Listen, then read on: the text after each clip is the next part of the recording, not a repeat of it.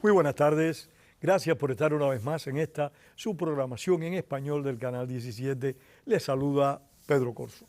Hoy vamos a conversar con un viejo amigo personal y amigo de esta casa, con el profesor, el politólogo Carlos Sánchez Berzaín. Un profundo conocedor de la realidad latinoamericana, pero hoy por primera vez, quizás en este programa, vamos a incursionar con Carlos en otra dimensión de la política. Es una dimensión mundial. Y es que, como todos conocemos, acaba de concluir en la ciudad de Washington una conferencia de la Organización del Tratado del Atlántico del Norte, la OTAN, la NATO en inglés.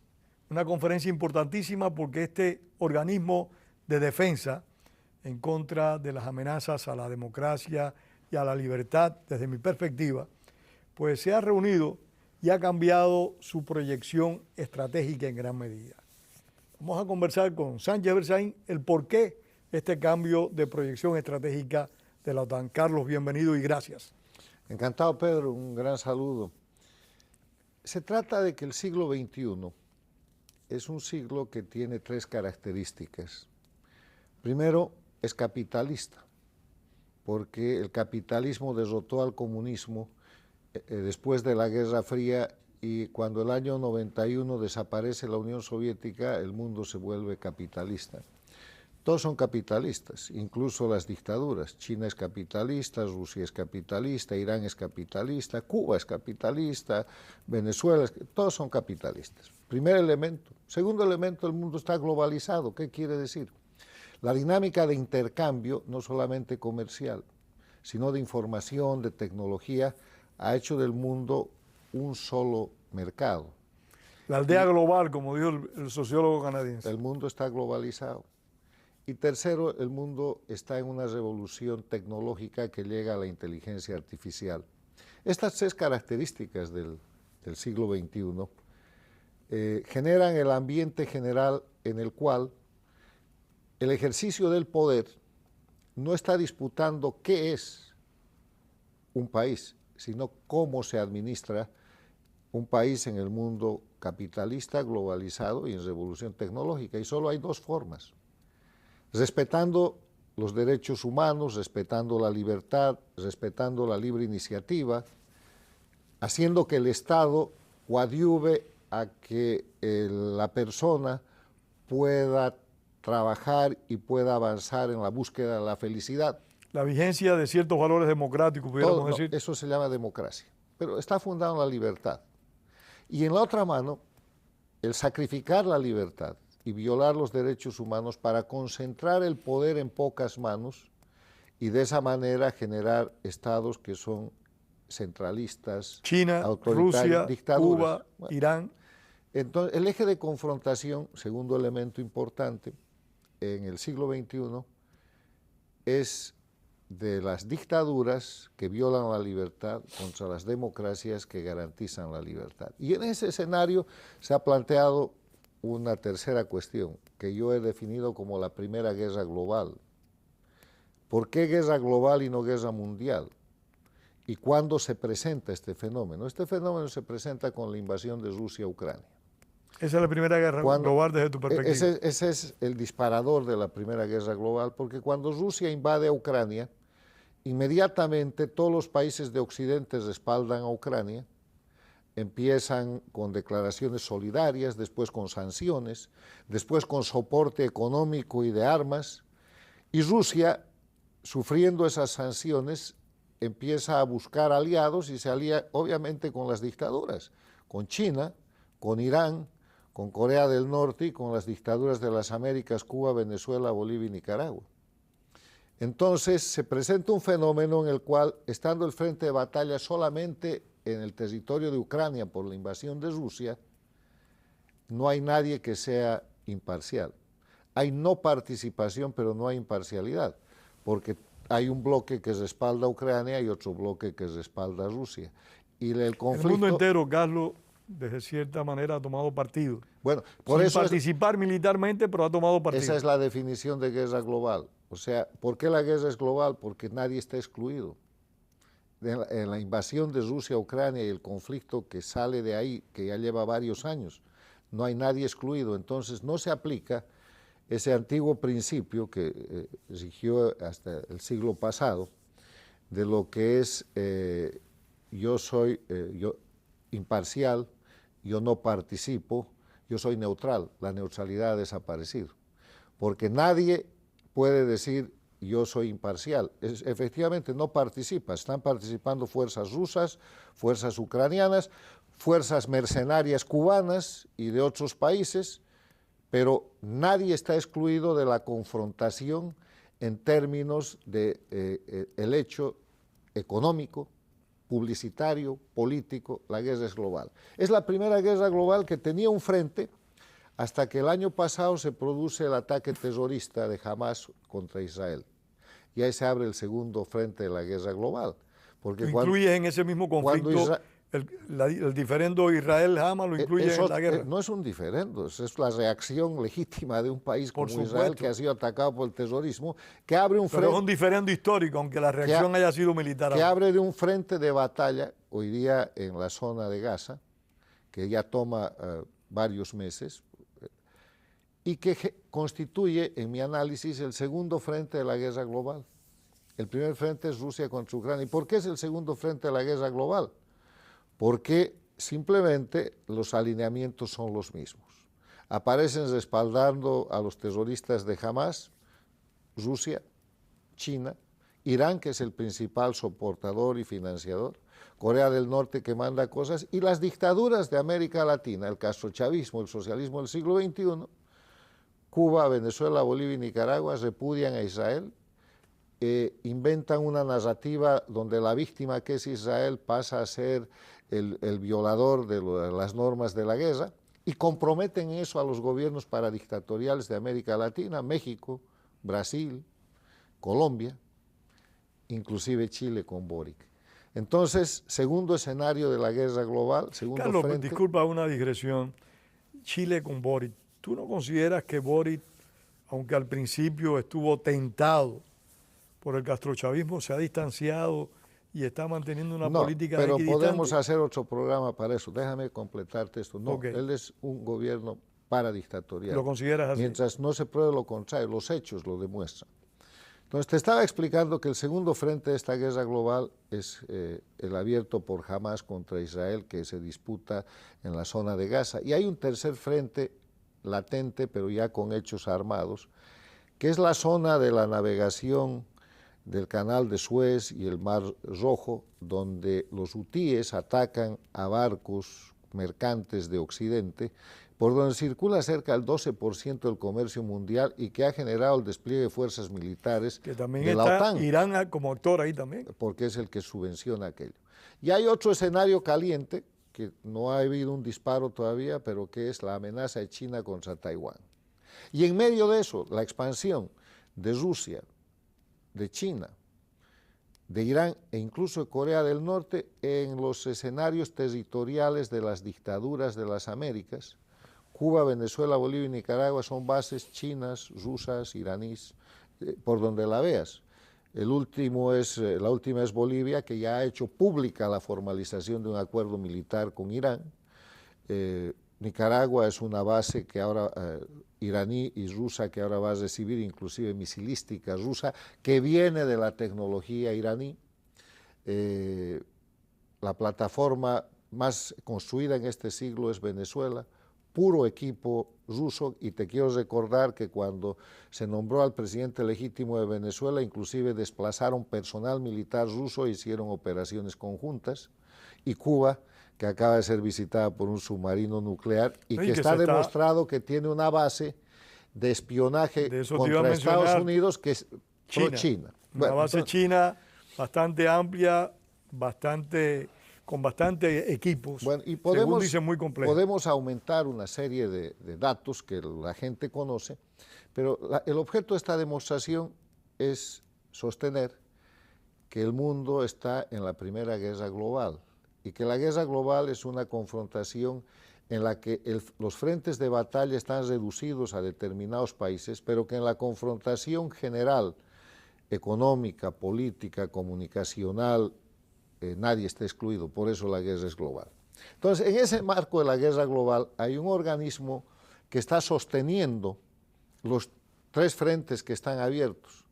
Sostiene a Ucrania, sostiene a Israel y sostiene los ataques terroristas de los hutíes, y es la OTAN. ¿Qué es la OTAN? La Organización del Tratado del Atlántico Norte. Se crea después de la Segunda Guerra Mundial, cuando aparece la Guerra Fría. ¿Por qué? Porque aparece como un acuerdo. El objetivo de la OTAN es un tratado de asistencia mutua y de defensa recíproca para casos de agresión. Y la OTAN tiene una ubicación geográfica, si tú miras el mapa mundi, se aplica al norte del Trópico del Cáncer. El norte del Trópico del Cáncer es toda Europa, es Estados Unidos. Ahora, por este reconocimiento objetivo, aunque no han reconocido la existencia de la Primera Guerra Global, que es un término que yo he aportado y que sigo aportando a la discusión del fenómeno del análisis de la situación mundial, han convertido a la OTAN en un organismo de defensa global, de defensa de la libertad, de defensa de la democracia. O sea, el límite que establecía geográficamente la aplicación del tratado al norte del Trópico del Cáncer ha sido cambiado. ¿Por qué?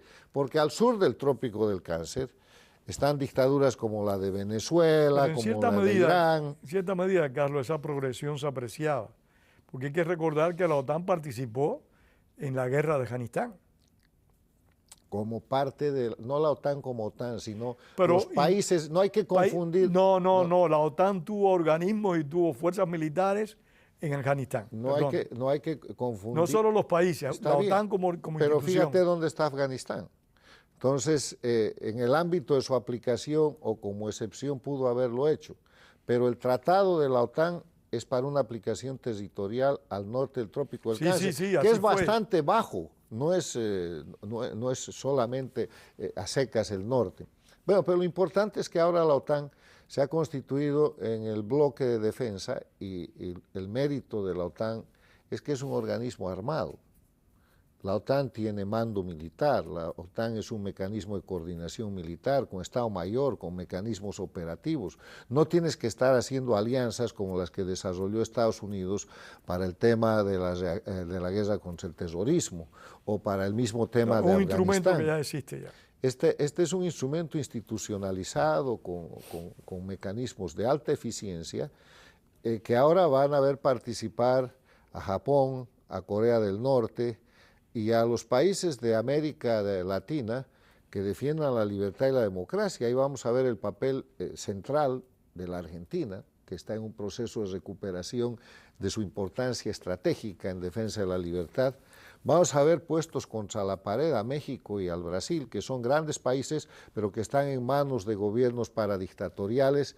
Es un poco una acción de clareo de la política internacional y de la configuración de fuerzas que no reproducen el fenómeno de la Guerra Fría, que era la guerra entre el capitalismo, Estados Unidos, y el comunismo, la Unión de Repúblicas Socialistas Soviéticas, sino más bien de dos bloques que reflejan y recogen la confrontación entre libertad y dictadura, entre democracia y oprobio, y violación de derechos humanos, y que yo creo que va a ser de altísima importancia para el efecto que tiene que buscar América Latina de terminar con las dictaduras de Cuba, Venezuela, Bolivia y Nicaragua. Ahora mismo deben estar en el socialismo del siglo XXI, controlado por el G2 cubano y su ramificación diplomática, en un altísimo análisis de cómo les afecta el hecho que la OTAN sea un instrumento global que los tiene que tocar. Y debe afectarles seriamente. No, gravísimamente, porque los identifica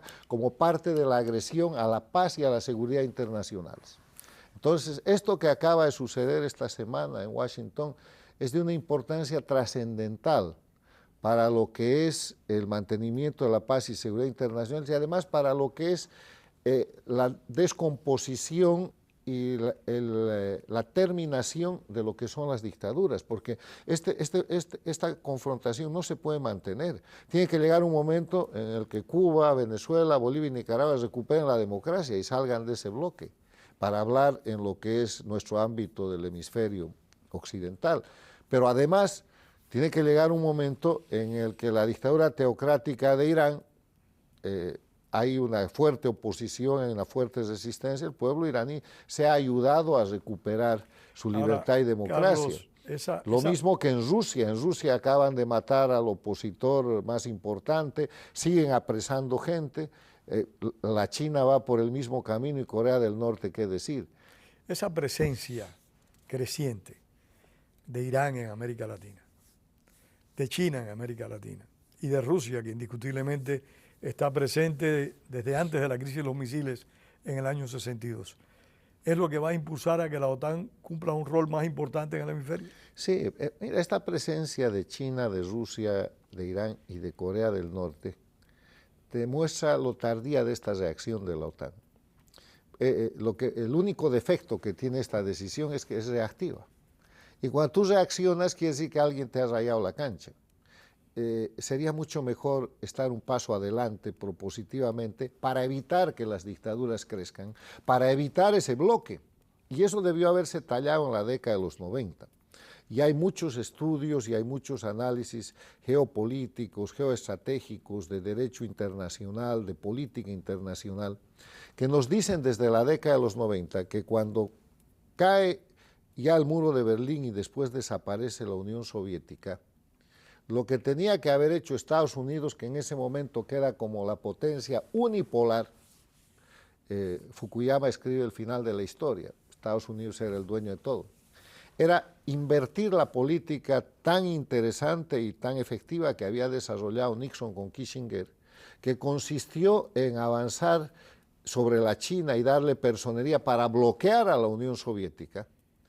Lo que tenía que hacerse después de la desaparición de la Unión Soviética... Sí, lo que no pensaron que la política iba a ser tan efectiva. No, pero está escrito, era incorporar a los países de la Federación Rusa que explotó a la OTAN. Entonces Rusia, a partir de eso, en la década de los 90, debió haber sido incorporada como un aliado de la democracia, como parte de la democracia, lo que hubiera influido en su política, y eventualmente un Putin no hubiera sido el Putin, y estaría gravitando todo ese bloque sobre la China, que es la amenaza potencial. Hoy día la gran amenaza es esta alianza entre China y Rusia, que son dos potencias territoriales y geopolíticas importantes, respaldadas por Irán, por Corea del Norte y por las dictaduras menores de América Latina, que aportan espacio territorial y aportan plataformas de agresión.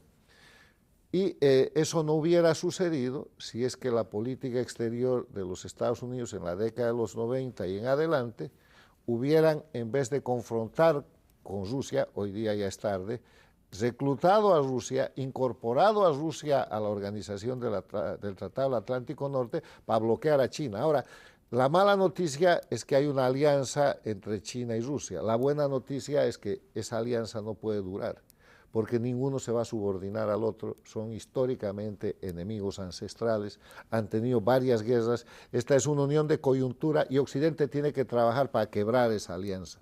Y la manera de quebrar más sencilla es la democracia en Rusia.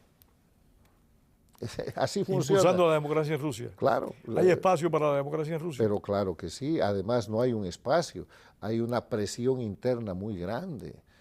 Quiero recordarte que hay presos políticos en Rusia. ¿Y por qué hay presos políticos? Porque hay un reclamo de democracia, hay presión de libertad, hay un gran exilio ruso en Europa, en el mundo, en todos los países que pueden acoger con cierto tipo de garantías para que el sistema ruso no los vaya asesinando. Quiero recordarte que Navalny, que acaba de ser muerto en una cárcel rusa, cuya muerte todavía no está esclarecida, antes fue intentado de ser asesinado cuando estaba en un país de Europa. En varias ocasiones, una práctica del gobierno soviético que Putin indudablemente ha continuado. Repetida en las Américas con la dictadura de Cuba, Venezuela, Bolivia y Nicaragua, que han asesinado, por ejemplo, al teniente del ejército venezolano en Chile, crimen que tampoco está esclarecido. que era un refugiado político en Chile y sobre el que el gobierno de Chile no ha hecho absolutamente nada, lo que ratifica su condición de un gobierno paradictatorial, que era lo que me preguntabas hace un En rato. todas estas, Carlos, Brasil y México, ¿qué rol pueden jugar? A ver, en las Américas tenemos 4 dictaduras. Cuba, la dictadura jefe, que en verdad se ha expandido en el siglo XXI con los recursos que les dio Chávez y con la captura que hicieron de la Venezuela entera. En Venezuela, Bolivia y Nicaragua estuvieron en el Ecuador. El presidente Lenín Moreno salvó al Ecuador y el Ecuador sigue avanzando en el fortalecimiento de su democracia, no sin grandes dificultades, porque el crimen organizado, que es el nuevo instrumento de las dictaduras para desestabilizar las democracias, está en plena operación en Ecuador y en las Américas. Pero resulta que en países democráticos, el socialismo del siglo XXI, con este aparato dictatorial y con la cantidad ilimitada de recursos que tienen, porque además son narcoestados, que provienen del crimen, no provienen de la riqueza que generan en los estados de Cuba, Venezuela, son total Bolivia, y absolutamente ineficientes. porque los han liquidado y están en la miseria. Cuba y Venezuela están en la miseria, Bolivia y Nicaragua en unas crisis económicas campales y que van a la miseria. Entonces, los recursos que manejan para hacer política ilimitada provienen del narcotráfico, del terrorismo, del crimen organizado, donde figura también la utilización de la migración forzada como parte de una guerra híbrida.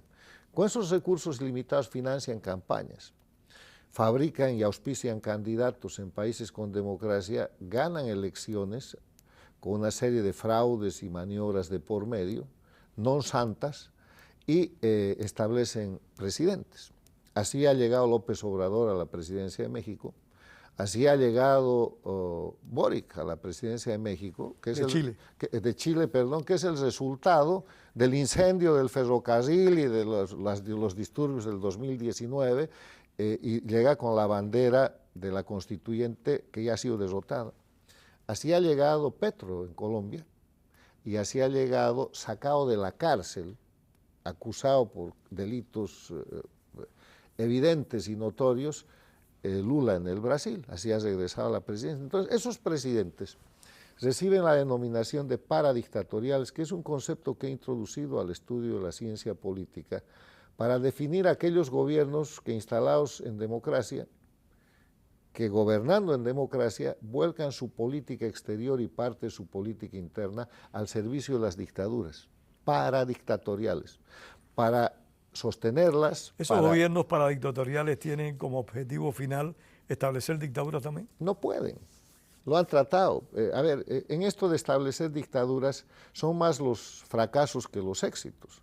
Han establecido dictaduras en Bolivia, donde había condiciones porque habían producido el derrocamiento del año 2003 y prácticamente en complicidad con una oposición funcional van destrozando el sistema republicano y la Constitución, falsificando, por ejemplo, la ley de reforma constitucional del 2004, complicidad de Evo Morales con Carlos Mesa, con Doria Medina, con Jorge Quiroga, y entregan el país. O sea, no es que los bolivianos fueron derrotados, los bolivianos fueron traicionados por la gente que tenía que defender el cumplimiento de la ley. Y así establecen una dictadura. Establecen una dictadura en el Ecuador, que ya ha sido recuperada. Establece una dictadura en Nicaragua porque estaba latente la dictadura. Cuando doña Violeta Chamorro toma la presidencia en 1990, tiene que aceptar 3 condiciones horribles. El sandinismo se queda con la piñata, que era todo lo que robaron.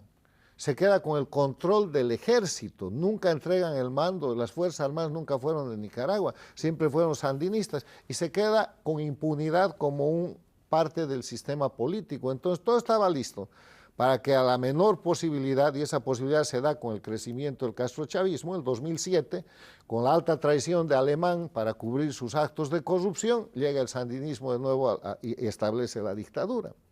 El otro lugar donde han hecho dictadura ha sido en Venezuela, porque eso ha sido parte de la agenda totalitaria manejada desde Cuba con Chávez, y después la muy conveniente muerte de Chávez, que hoy día es señalada como un asesinato del castrismo para establecer un sucesor, y el establecimiento de Maduro les da todo el control. Pero te voy a decir dónde han fracasado en establecer dictaduras.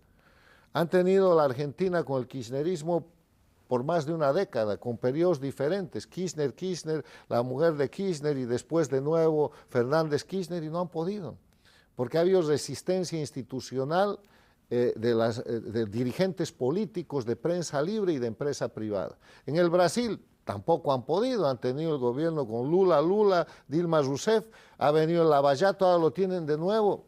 Pueden destrozar el sistema, pero nunca van a establecer una dictadura. Lo han tenido en el Paraguay, con el obispo Lugo. ¿Y qué?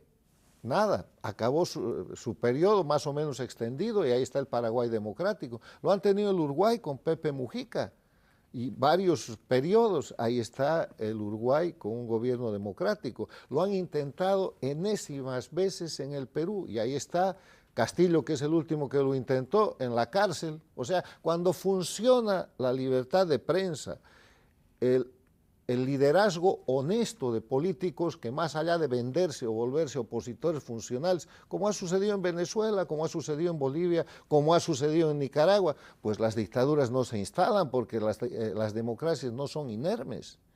Entonces, la instalación de dictaduras en las Américas, además de la fuerza y de la irrupción del proyecto criminal del socialismo del siglo XXI, castrochavismo, está dada por la alta traición de los propios actores locales, que son básicamente tres: opositores funcionales que se venden con nombre y apellido, dime el país, Venezuela, Bolivia y Nicaragua, y ahí están los nombres.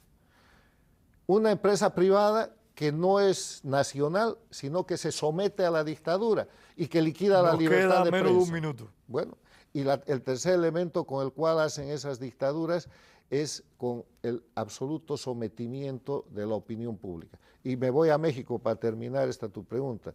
México tampoco van a poder volverlo dictadura porque ha tenido una gran revolución que dice voto efectivo, no reelección. Entonces, el mundo globalizado, la primera guerra global, y gracias a Dios la OTAN, ya como un organismo de defensa de la paz y seguridad internacional a nivel global. Sí, que no haya guerra para que la OTAN pueda actuar. Yo creo que eso es muy importante. Es una persuasión para que no haya guerra, sí. Porque lo que persuade que no haya guerra es ver a alguien con más fuerza al frente. No, prepárate para la guerra para que mantengas la paz. Okay. Carlos, muchísimas gracias. Gracias. Y gracias a ustedes por haber estado con nosotros una vez más. Tengamos siempre presente lo que decía el apóstol José Martí. La palabra es para decir la verdad y no para encubrirla. Hasta el próximo domingo aquí en Opiniones y los esperamos. Gracias de nuevo a Carlos Sánchez Berzaín.